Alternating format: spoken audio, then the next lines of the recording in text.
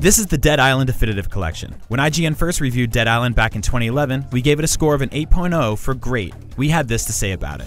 I'd never describe Dead Island as a polished game, but I would tell you it's one of my favorites of 2011. Sure, it's obtuse in the beginning and has some visual issues, but the quests, leveling up, and creepy tension made it easy for me to dig it. 2 years later, we were less kind to the quasi-sequel, Dead Island Riptide. Dead Island Riptide isn't a great game, mostly because it doesn't even try to fix the problems that plagued the original 2 years ago. But just like the original, I want to find every radio diary, to craft electrified weapons, to nab every trophy and achievement. Riptide's final boss is silly and the ending isn't satisfying, but that's not what this game is about. It's about how much fun it is to hack the limbs off the undead while building a better character.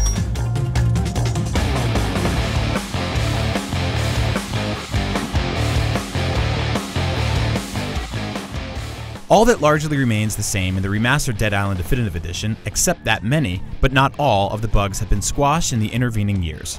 The big difference here is the graphics, which look significantly better thanks to an updated engine. The lighting in particular is stunning, and a treasure trove of new details like extra trees, better textures, and additional scattered junk help create a world that seems far more real than it did 5 years ago. On the other hand, character models unfortunately haven't improved as much as the island around them.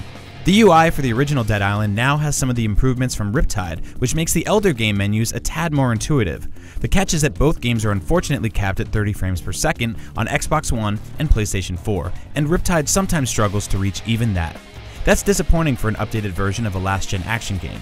Weirdly, the physics have sadly been toned down in some areas, resulting in less impressive water effects and objects that were once interactive being locked down.